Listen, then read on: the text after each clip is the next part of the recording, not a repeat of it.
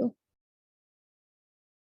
الحمد لله نحمده ونستعينه ونستغفره ونعوذ بالله السميع العليم من الشيطان الرجيم من همزه ونفخه ونفثه أما بعد. جو علم میں پختہ کار لوگ ہیں ان کے رویے مختلف ہیں. تمام آسمانی کتابوں پر ایمان لاتے ہیں، نماز قائم کرتے ہیں، زکوٰۃ ادا کرتے ہیں، اللہ اور یوم آخرت پر ایمان رکھتے ہیں. یہ اللہ تعالیٰ نے قرآن پاک میں نشانیاں بتائیں پختہ علم والوں کی. علم جو ہے وہ دو طرح کا ہوتا ہے، پختہ کار علم اور دوسرا سطحی علم. سطحی علم وہ ہے جو ادھر ادھر سے سن کر لیا جاتا ہے. آج کے تعلیمی اداروں میں سے جو علم ملتا ہے وہ علم نہیں ہے، وہ معلومات ہے، فن ہوتا ہے. یہ علم انسان کے اندر تبدیلی نہیں لاتا. سطحی علم جو ہے وہ تبدیلی نہیں لاتا. اس کی دوسری نشانی یہ ہے کہ سطحی علم ناقص ہوتا ہے، مفید ثابت نہیں ہوتا، نہ اس کی جڑ مضبوط ہوتی ہے، نہ پھل لاتا ہے. قرآن میں آتے ہیں کہ علم والے بندے ہی اللہ سے ڈرتے ہیں، تو یہ پھل ہے علم کا. تو جس علم سے اللہ کا خوف نہیں آیا وہ سطحی علم ہے. تیسرا یہ ہے کہ وہ کائنات کے سوالات کے جوابات نہیں رکھتا. وہ سوال کیا ہیں کہ میں کون ہوں، کہاں سے آیا، زندگی کہاں سے آتی ہے، کہاں چلی جاتی ہے، یہ ساری کائنات کیسے بن گئی. یہ رب بتاتا ہے میں نے پیدا کیا، خاص مقصد کے لیے پیدا کیا، ایک وقت تک کے لیے پیدا کیا. ان سوالات کا جواب پختہ علم دیتا ہے. سطحی علم رکھنے والوں کا دل ایمان اور ہدایت کی طرف مائل نہیں ہوتا. سطحی علم رکھنے والے ایمان اور ہدایت کا ذوق نہیں رکھتے، نہ ہی اس راستے کی طرف شوق ہے. سطحی علم انسان کے راستے کے حصول کی رکاوٹ بنتا ہے. سطحی علم والا اس دین پر رہتا ہے جو اسے وراثت میں ملا ہوتا ہے، یعنی جو اس نے اپنے باؤ اجداد سے سیکھا ہوتا ہے، نسل در نسل چلتا آ رہا ہوتا ہے. سطحی علم رکھنے والا اس علم سے دور ہوتا ہے جو رسول کو ملا ہوتا ہے. علم کی پختگی سے انسان کو کیا ملتا ہے؟ پختگی کی وجہ سے انسان پورے دین پر ایمان لے آتا ہے. اسلام میں پوری کی پوری مرضی اللہ کی ہے. صحیح معرفت ملتی ہے پختگی سے. اللہ کی، رسول کی، انبیاء کی تقدیر کی پہچان ملتی ہے. مقصد زندگی پتہ چلتا ہے، زندگی گزارنے کا طریقہ پتہ چلتا ہے. موت کے بعد کی زندگی کا پتہ چلتا ہے. دل کے دروازے ایمان کے لیے کھل جاتے ہیں. پھر غلط بات انسان کو تکلیف نہیں دیتی. اگر ہم موازنہ کریں پختہ علم کا اور سطحی علم کا، تو پختہ علم اللہ کی ہدایت پر مبنی ہے، جبکہ سطحی علم جو ہے وہ ادھر ادھر کی بات پر مبنی ہوتا ہے. پختہ علم انسان کی رہنمائی کرتا ہے اور پورے دین پر ایمان لانے والا بن جاتا ہے، جبکہ سطحی علم ایمان لانے میں رکاوٹ بن جاتا ہے. پختہ علم رکھنے والوں کے دل ایمان کے لیے کھل جاتے ہیں، سطحی علم والوں کے دل بند ہو جاتے ہیں. پختہ علم والوں کو سچی معرفت ملتی ہے، سطحی علم کے نتیجے میں بزرگوں کا دین ملتا ہے. پختہ علم سے خشیت پیدا ہوتی ہے، سطحی علم سے غرور و تکبر پیدا ہوتا ہے. حضرت معاویہ رضی اللہ تعالیٰ عنہ سے روایت ہے کہ نبی صلی اللہ علیہ وسلم نے فرمایا، جس سے اللہ تعالیٰ بھلائی کرنا چاہیں اسے دین کی سمجھ عطا کرتا ہے. میں تو صرف تقسیم کرنے والا ہوں اور اللہ عطا کرتا ہے. اس امت کا معاملہ قیامت ہونے اور اللہ کا فیصلہ آ جانے تک درست رہے گا علم کی وجہ سے. یہاں جو بات کی گئی کہ اللہ تعالیٰ جس کے ساتھ بھلائی کا ارادہ کرتا ہے اسے دین کی سمجھ دیتا ہے. اور اس سے پہلے سورہ الانبیاء کی آیت بھی آپ کے سامنے رکھی تھی کہ اللہ تعالیٰ انسانوں میں سے اور پیغمبروں میں سے اپنے پیغام پہنچانے والوں کو چن لیتا ہے. تو پہلے سیکھنے والوں کو چنتا ہے، پھر انہیں پیغام پہنچانے والوں کو چن لیتا ہے جو خاص اللہ کے بندے ہو جاتے ہیں. یہاں بھی اللہ تعالیٰ سے دعا کرنی چاہیے کہ اللہ تعالیٰ ہمارے ساتھ بھی بھلائی کا ارادہ کریں، ہمیں بھی خاص لوگوں میں شامل کر لیں. جس سے اللہ بھلائی کا ارادہ کرتا ہے اس سے دین کی سمجھ ملتی ہے، اس کے لیے دین کو سیکھنا، اس پر عمل کرنا آسان ہو جاتا ہے. اور پھر آپ صلی اللہ علیہ وسلم نے فرمایا کہ میں تو تقسیم کرنے والا ہوں، اللہ عطا کرتا ہے. اور امت جو ہے وہ تب تک درست رہے گی جب تک ان کے اندر صحیح علم پختہ کار لوگ موجود ہوں گے. آپ صلی اللہ علیہ وسلم نے فرمایا، ایک اور حدیث آتی ہے اس سے ملتی جلتی، میں تقسیم کرنے والا ہوں اور اللہ عطا کرتا ہے. تو اصل سورس کو نہیں بھولنا چاہیے، اور وہ کون ہے؟ اللہ تعالیٰ. آپ صلی اللہ علیہ وسلم نے فرمایا، اے لوگو، علم سیکھنے سے آتا ہے اور فقہ غور و فکر سے آتی ہے. जिसके साथ अल्लाह भलाई का इरादा करना चाहते हैं उसे दीन की समझ अदा करते हैं और अल्लाह के बंदों से इल्म वाले ही डरते हैं। तो यहाँ पे फिर बात की कि इल्म सीखने से आता है। ऐसा नहीं है कि हम खुद ही से कहें कि हम इल्म वाले हो गए, या मैंने एक किताब पढ़ ली या तफसीर की किताब पढ़ ली तो मैं इल्म वालों में शामिल हो गई। इल्म सीखना पड़ता है। जब तक आप उस मजलिस में नहीं बैठ जाते जो इल्म सिखाने वाली सीखने वाली है और उस्तादों के आगे नहीं बैठ जाते, तब तक आप सही इल्म नहीं सीख सकते। इंसान अकेला जब होता है उसे तो शैतान भी वरगला देता है, गलत रास्ते की तरफ रहनुमाई कर देता है। फिर इंसान जो है वो तफसीर अपनी सोच के मुताबिक कर लेता है और गलती कर जाता है। तो इसलिए एक उस्ताद से सीखना बहुत ज़रूरी होता है इल्म को, कुरान को। जो इल्म वाले हैं, कुरान पाक में भी आता है कि इल्म वालों के पास, जो जानने वाले हैं उनके पास जाकर इल्म हासिल किया जाए, पूछा जाए, जानने वालों से पूछ लिया जाए। और गौर फिक्र से आती है, तदब्बुर से। फिर अल्लाह जिससे भलाई का इरादा करता है उसे दीन की समझ अता करता है। और ये बात बताई कि अल्लाह के बंदों से इल्म वाले ही उससे डरते हैं। अगर हम चाहते हैं ना हमारे अंदर तकवा आ जाए, हम खास हो जाए, हम मुत्तकी बन जाए, तो फिर इल्म हासिल करना होगा, क्योंकि अल्लाह ताला ने बता दिया कि इल्म वाले ही अल्लाह से डरते हैं। आप सल्लल्लाहु अलैहि वसल्लम ने फरमाया, थोड़ा इल्म ज्यादा इबादत से बेहतर है। बहुत बड़ी बात है कि इल्म की फजीलत इतनी है कि अगर थोड़ा इल्म है आपके पास और इबादत, यानी इबादत जो है, थोड़ा इल्म ज्यादा बेहतर है इबादत से। यानी अगर आप इबादत आपकी नहीं भी बहुत ज्यादा हो रही है, लेकिन आप इल्म वाले हैं, इल्म के साथ दुरुस्त अंदाज में इबादत कर रहे हैं, तो अल्लाह ताला को ज्यादा कबूल है बानिस्बत इसके कि आप सुनी सुनाई बातें, सुने सुनाए वज़ाइफ, कोई कहाँ से पढ़ लिया, कोई कहाँ से पढ़ लिया, वज़ाइफ पे वज़ाइफ कर रहे हैं, सारा दिन इबादत कर रहे हैं, लेकिन उसमें से सुन्नत तरीका कम ही मिल रहा है। तो अल्लाह ने कहा कि इल्म के साथ जो इबादत है वो अल्लाह को ज्यादा पसंद है, अगरचे वो कम हो, बनिस्बत इसके के बगैर इल्म की आप इबादत करें, ये जाने बगैर कि सुन्नत तरीका क्या है, सही दीन क्या है। इल्म बुनियादी चीज है और ये सीखना बहुत ज्यादा जरूरी है। आदमी की समझदारी के लिए ये दलील काफी है कि वो अल्लाह की मान ले और अल्लाह का फर्मा बरदार हो जाए। हम वैसे तो अपने आप को अक्लमंद समझते हैं, हम में से कोई भी ऐसा नहीं है जो ये कह रहा हो, कहना पसंद करे कि कोई उसे कह दे कि ये बेवकूफ है। तो हम में से हर कोई यही समझता है कि मैं अक्लमंद हूँ, मुझे अकल है, ठीक है ना। तो अब यहाँ हमें देखने की जरूरत है कि अल्लाह ताला के रसूल जो है वो किसे कह रहे हैं कि अक्लमंद कौन है, समझदार कौन है। आदमी की समझदारी के लिए ये दलील काफी है कि वो अल्लाह की मान ले और अल्लाह का फर्मा बरदार हो। और उसकी जहालत के लिए ये दलील काफी है कि वो अपनी मर्जी करने वाला हो। अल्लाह अकबर। और हमें, मुझे लगता है कि अक्सर ऐसा होता है कि हम अपनी मर्जी कर जाते हैं। तो अपनी मर्जी को हमने पस से पूछ डालना है और अल्लाह की मर्जी को, अल्लाह के फरमान को, अल्लाह की बातों को इंशाल्लाह आगे रखना है। हज़रत अबू ज़र से रवायत है, आप सल्लल्लाहु अलैहि वसल्लम ने फरमाया, तुम्हारा सुबह के वक्त जाकर एक आयत की तालीम देना 100 रकत नमाज अदा करने से बेहतर है। इतनी बड़ी बात है कि अल्लाह के रास्ते में निकलना और जाकर एक आयत की तालीम देना। ये नहीं कहा एक सूरत की या एक पारे की, एक आयत की तालीम देना, सिखाना। ये आयत कैसे पढ़ेंगे, इसके अंदर क्या बात हो रही है, इसका लाने का मकसद क्या था, इस आयत से हमने क्या सीखना है, इस आयत को हमने अपनी जिंदगी में कैसे लाना है, ये अगर सिखा दिया तो 100 रकत नमाज अदा करने से बेहतर है। और इल्म का एक बाब सिखाना, इस पर अमल किया गया हो या ना किया गया हो, इसके लिए 1000 रकात पढ़ने से बेहतर है। अब देखें, 20 रकत की भी अगर हम बात करें तो वो भी टाइम लेती हैं। आजकल आप में से कुछ लोग पढ़ रहे होंगे, उसमें भी इंसान थक जाता है। तो इसके अलावा अगर हम 50 की बात करें, बहुत है। शायद हम में से किसी ने भी इकट्ठे बैठ के 50 रकत नफल ना पढ़े हो। तो यहाँ पे बताई गई बात आप उसको सोचें, 100 रकत, 1000 रकत से भी बेहतर है आप बैठ के आसानी के साथ अल्लाह की बात लोगों को पहुंचा रहे हैं।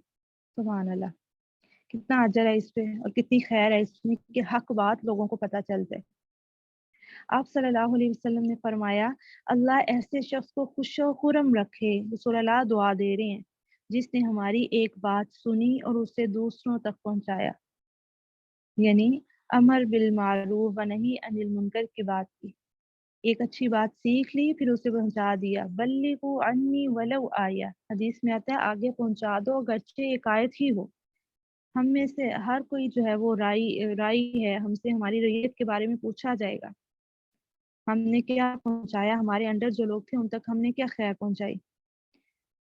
اگر ماں ہے تو اس کی اولاد جو ہے وہ اس کی رعیت ہے، اس کے بارے میں پوچھا جائے گا، باپ سے اس کی اولاد کے بارے میں پوچھا جائے گا، یعنی ہر انسان جس جس لیول پہ ہے اس سے نچلے جتنے بھی لوگ ہیں وہ اس کی رعیت ہے، اور وہ ان کے بارے میں سوال ہوگا، صحیح بات پہنچائی کہ نہیں، برائی سے روکا کہ نہیں، حق کی سمجھ دی کہ نہیں، ان کا خیال رکھا کہ نہیں، ان کے ایمان کی فکر کی کہ نہیں۔ تو یہاں پر آپ دیکھیں کہ اللہ تعالیٰ کے رسول اس کو دعا دے رہے ہیں، اللہ آپ کو خوش و خرم رکھے۔ اس دعا کو آپ محسوس کرنے کی کوشش کریں کہ آپ سامنے کھڑے ہیں، رسول اللہ آپ کو دعا دے رہے ہیں، کیونکہ آپ اللہ کا پیغام، اللہ کے رسول کی بات سنتے ہیں اور پھر اسے دوسروں تک پہنچاتے ہیں۔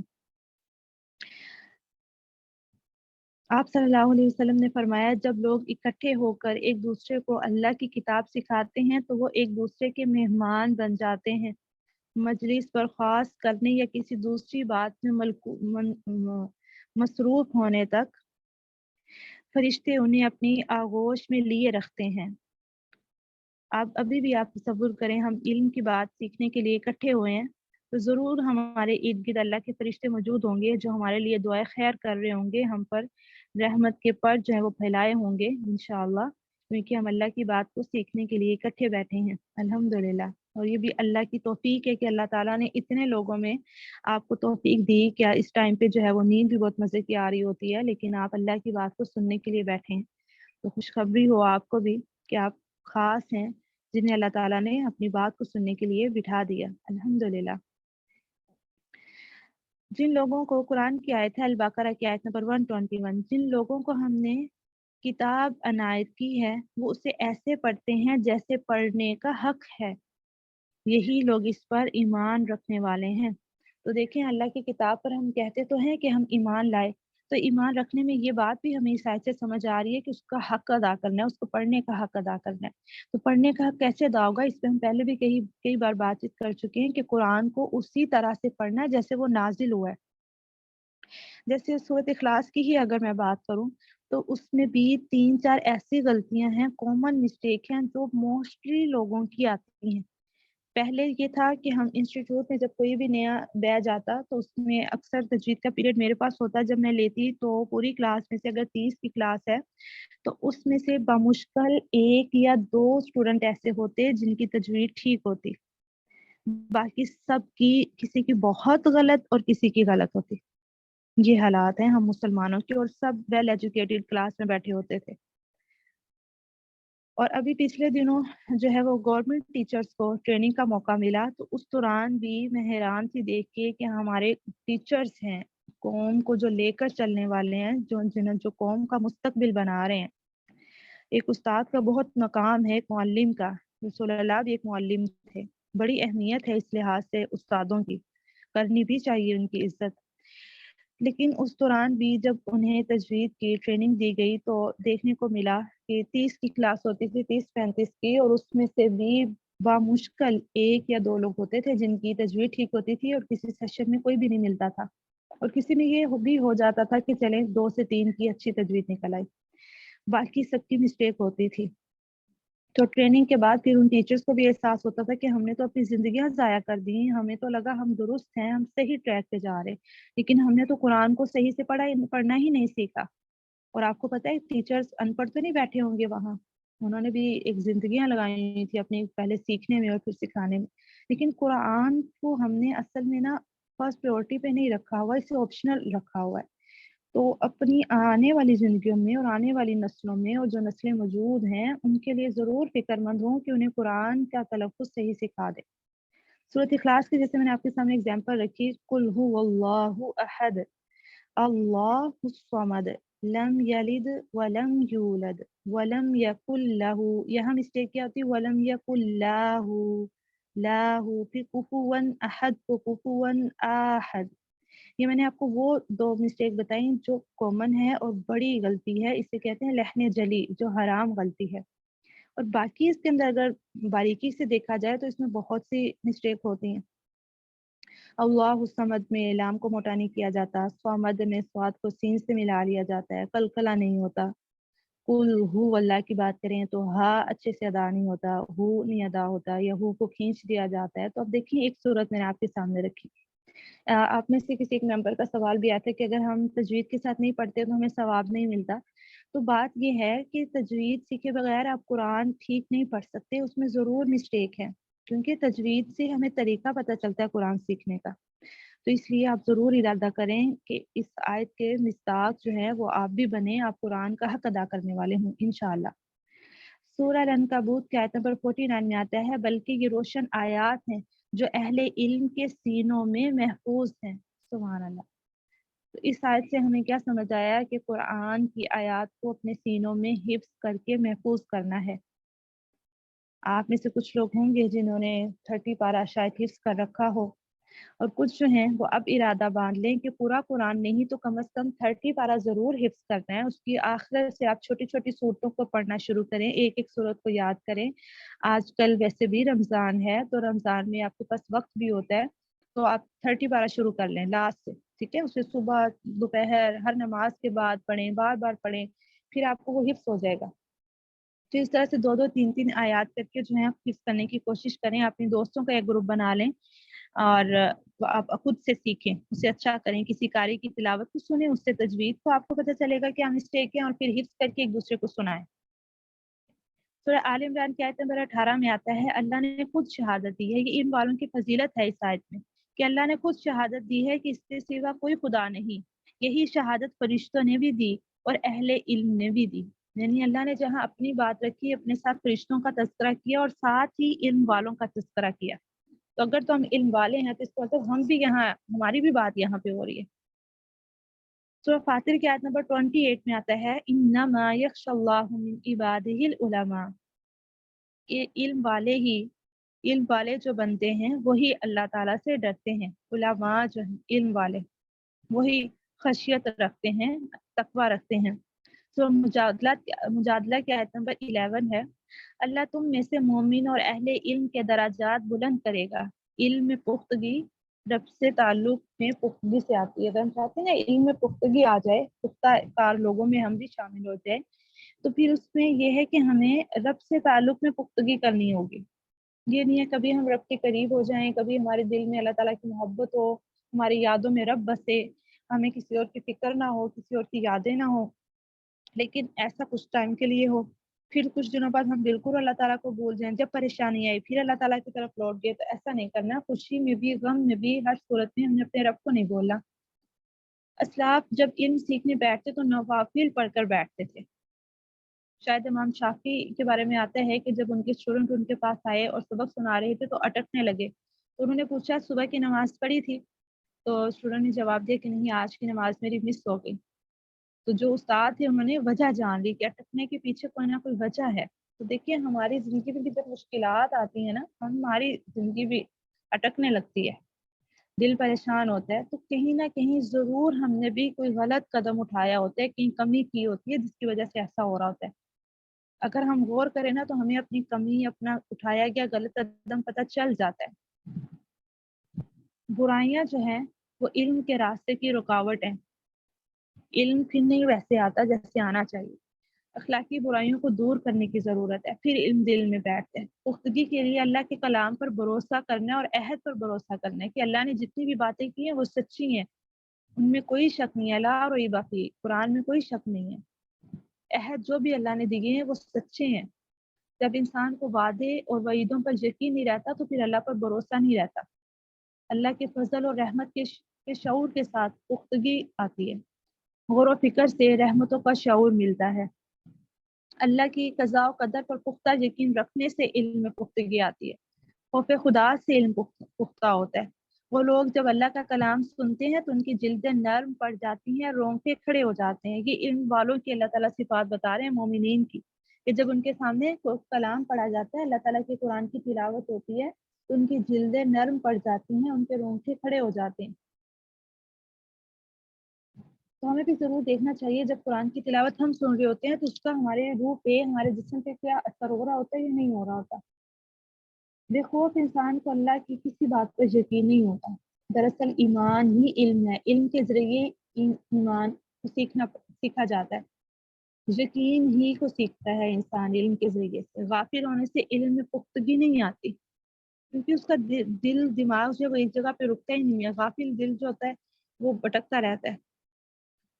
بسا اوقات ایسا ہوتا ہے کہ جن لوگوں نے کفر کیا وہ کہیں گے کہ کاش وہ مسلمان ہوتے، انہیں چھوڑ دو، کھائیں اور پئیں، اور ان کی جھوٹی امیدیں انہیں غفلت میں ڈالے رکھیں۔ تو یہ بات کی ہے کافروں کی کہ وہ بس امیدیں لگاتے ہیں اور کہتے ہیں کہ کاش ہم وہ مسلمان ہوتے، یعنی آخرت کے دن بھی پھر ان کو یہ ہوگا کاش ہم بھی مسلمان ہوتے، لیکن دنیا میں جو ہے وہ کھا رہے ہیں، پی رہے ہیں، غفلت میں ڈوبے ہوئے ہیں، عیش پرست زندگی گزار رہے ہیں، جھوٹی امیدیں ہیں۔ اور جھوٹی امیدیں ہم مسلمان بھی اکثر لگا لیتے ہیں، اللہ تعالیٰ کی اطاعت بھی نہیں کرتے ہیں، فرما برداری بھی نہیں کر رہے ہیں، صحیح غلط کا بھی ہم احتیاط نہیں کرتے ہیں، گناہ بھی کرتے ہیں، اور پھر ہم نے امید لگائی ہے کہ جنت پہ تو ہم مسلمانوں نے ہی جانا ہے۔ جو اللہ کو حق سمجھتا ہے پھر وہ اللہ سے ڈرتا ہے اور متقی بن جاتا ہے۔ اقترب للناس حسابهم وهم في غفلة معرضون، اللہ تعالیٰ کہتے ہیں کہ حساب کا وقت لوگوں کا قریب آ گیا اور وہ غفلت میں منہ موڑنے والے ہیں۔ اور آج دیکھیے ایسا ہی ہے، قیامت کی نشانیاں ہم نے پچھلے سیشن میں پڑھی ہیں کہ قیامت کی کتنی نشانیاں پوری ہو چکی ہیں، حساب کا وقت ہمارے قریب ہے، لیکن ہم میں سے بہت کم ایسے ہیں جو کہ کانشیس ہیں اور جو انتظار کر رہے ہیں کہ قیامت سر پہ آن پہنچی ہے، اب ہم بچ جائیں برائیوں سے، ورنہ زیادہ تر لوگ غفلت میں، انہیں لگ رہا ہے ابھی بہت دور ہے موت، ابھی بہت دور ہے قیامت۔ علم اللہ سے قربت کے لیے، اللہ کی رضا کے لیے، اللہ کی نظروں میں مقام بنانے کے لیے ہے، انعام کو پانے کے لیے ہے، جنت تک پہنچنے کے لیے علم حاصل کرنا ضروری ہے۔ اگر ہم اس دور کی بات کریں علم کے لحاظ سے، جو اللہ کی رحمتوں کے نزول کا دور تھا، جب وہی آسمانوں سے نازل ہو رہی تھی، جب انسان براہ راست آسمانی نور سے اور آسمانی وحی سے فیض یاب ہو رہے تھے، جب نبی صلی اللہ علیہ وسلم اللہ کے پیغام کو لوگوں تک پہنچا رہے تھے، اور اس وقت کچھ لوگ ایسے تھے جو چاہتے تھے کہ یہ کلام جو ہے وہ لوگوں تک نہ پہنچ جائے، کیونکہ اس کلام کی وجہ سے لوگوں کے اندر تبدیلی آ رہی تھی، باپ دادا کا طریقہ بدل رہا تھا۔ نبی صلی اللہ علیہ وسلم کے پیش کردہ کلام کے مقابلے میں نصر بن حارث جو پہلا آدمی تھا جس نے یہ کام کیا، اس نے کہا مکہ والوں سے کہ مجھے موقع دو، میں ایسا کام کروں گا کہ لوگ محمد کی مجلس میں نہ جایا کریں گے صلی اللہ علیہ وسلم۔ وہ مکہ سے عراق گیا، رستم اور اسفندیار کے قصے لے کر آیا، قصہ خوانی کی مجلس برپا کر لی، لونڈیاں بھی منگوائیں، وہ گاتی اور رقص کیا کرتی، جن کی وجہ سے لوگ ذوق و شوق کے ساتھ ان مجلسوں میں جانے لگے، اور ایک بڑا واضح قسم کا فرق پیدا ہو گیا۔ لوگ نبی صلی اللہ علیہ وسلم کی مجلس میں آنے کی بجائے ان مجلسوں میں جانے لگے جہاں نہ رب کی بات ہوتی، نہ زندگی کی مقصد کی بات ہوتی، وہاں دل بہلاوے کی باتیں ہوتی تھیں، اور اس کی وجہ سے معاشرے کے اندر ایک واضح تبدیلی آنے لگی۔ اس وقت اللہ تعالیٰ نے یہ آیت نازل فرمائی، اور لوگوں میں سے کوئی ہے جو غافل کر دینے والی باتوں کا خریدار بنتا ہے تاکہ وہ علم کے بغیر لوگوں کو اللہ کے راستے سے بھٹکا دے اور اس کا مذاق بنائے، یہی لوگ ہیں جن کے لیے ذلیل کرنے والا عذاب ہے۔ استغفر اللہ۔ اللہ کے راستے سے بہکانے کے ساتھ ساتھ مذاق بھی اڑائے۔ بات فقط کل کی نہیں ہے، ہر دور کی ہے۔ جب بھی انسان اللہ کے کلام سے غافل ہوتے ہیں، ربانی کلام، وحی کے کلام سے غافل ہوتے ہیں، تو اس کا طریقہ کار یہی ہوتا ہے، ایسی مصروفیات دے دی جاتی ہیں، ہوش ہی نہیں رہتا کہ اللہ کے کلام کو سیکھا جائے۔ کل کے دور میں اگر قصہ خوانی کی مجلس برپا ہوئی تھی، تو آج کے دور میں دیکھیں آپ، قصہ خوانی کی مجلس کہیں بھی برپا ہو سکتی ہے، گھر میں، بیڈ روم میں، کمرے میں لیٹے ہوئے۔ ان ساری مجلسوں میں شرکت کرنا آسان ہے، کس وجہ سے؟ ٹی وی چینلز کو اوپن کریں تو آپ دیکھ سکتے ہیں، ٹی وی کو چھوڑیں تو نیٹ کے تھرو مجلسوں کو، ایسی مجلسوں کو دیکھ سکتے ہیں، اور ایون یہاں تک کہ گھر والوں کو ساتھ بیٹھے کو بھی خبر نہیں ہوگی کہ آپ جو ہیں وہ کہاں پر موجود ہیں، اس وقت کسی بھی پروگرام سے کنیکٹ ہو سکتے ہیں آسانی کے ساتھ۔ تو آپ دیکھیں صورتحال ایسی ہو گئی ہے، ایسے ڈیوائسز ہمارے ہاتھوں میں، ہمارے بچوں کے ہاتھوں میں آ گئی ہیں، وہ کہیں بھی جائیں اپنی اپنی قصہ خوانی کی مجلس، بہکنے کے طریقے، مذاق اڑانے کے راستے اپنے ہاتھوں میں لے کر، اپنے بیگ میں ڈال کر دنیا جہان میں پھرتے ہیں۔ نبی صلی اللہ علیہ وسلم نے فرمایا کہ ہر بچہ دین فطرت پر پیدا ہوتا ہے، اس کے والدین ہیں جو اسے مجوسی، عیسائی یا یہودی بنا دیتے ہیں۔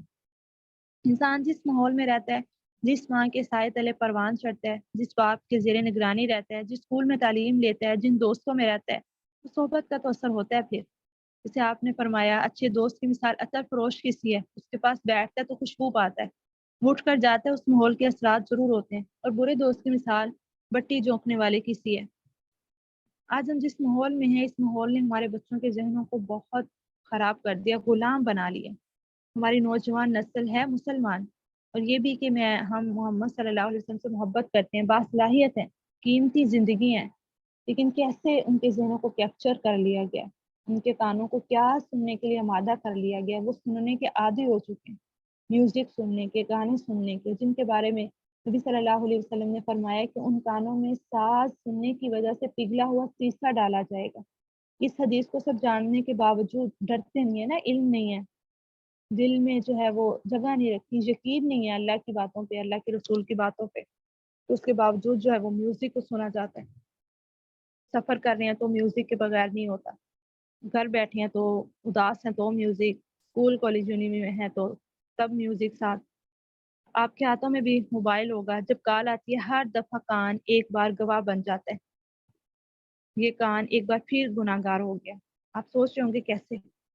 क्योंकि जो हमारे मोबाइल पे टून्स हैं वो भी एक म्यूज़िक का हिस्सा है, हमें उससे भी बचना है। इल्म वाले तो, दीन वाले जो अल्लाह से डरने वाले हैं, वो तो इस कदर कॉन्शियस हैं, लेकिन हम तो पूरा म्यूजिक भी चल रहा हो, हमने तो ऐसी नातें और ऐसे स्टेटस लगा दिए हुए हैं जिनके पीछे म्यूजिक होता है और उसके ऊपर अच्छी बात आ रही होती है, और म्यूजिक हमारे कानों में जा रहा है, हमारे दिल में सुराख कर रहा है, हमारे जहन को खराब कर रहा है, लेकिन हम कह रहे हैं नहीं, ये तो दीन की बात है।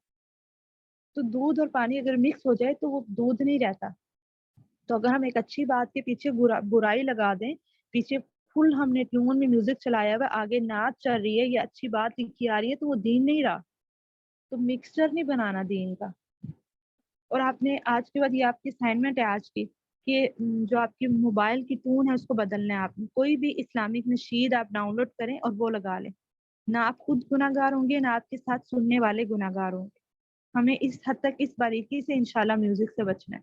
अल्लाह के जो अहकामात हैं उनकी कदर करनी है। लेकिन एक बात याद रखिएगा, कुरान की आयत नहीं लगानी, ना ही अजान लगानी है, क्योंकि कुरान की आयत या अजान जो है वो फिर इसकी बेअदबी होगी। अगर हम कॉल रिसीव करेंगे तो दरमियान में ही बात जो है वो कट जाएगी। जो बात ये म्यूजिक की हुई थी, तो ये शैतान की अजान है, शैतान की कुल है। बड़ा अजीब लगता है ना, इंसान नेचर को खूबसूरत आवाजें अच्छी लगती हैं, फितरत में इंसान जीता है, परिंदों की आवाजें, गिरते पानी की आवाजें, ये सांस की आवाजें ऐसी हैं, इंसान का ध्यान भटक जाता है, जिसकी वजह से सोच का रुख बदल जाता है। देखिए दरियाओं में जब पानी बहता है, यही पानी अच्छा लग रहा होता है जब वो एक हदूद के अंदर होता है, लेकिन जब मुंह जोर हो जाता है, आबादियों में चढ़ जाता है, तबाही फैल जाती है। तो ऐसी अगर हम बात करें म्यूजिक म्यूजिक की, मौसीकी की, तो सोच भी नहीं सकते कि इसके बारे में। अब लगता है कि म्यूजिक के बगैर शायद जिंदगी गुजारना ही मुमकिन नहीं है।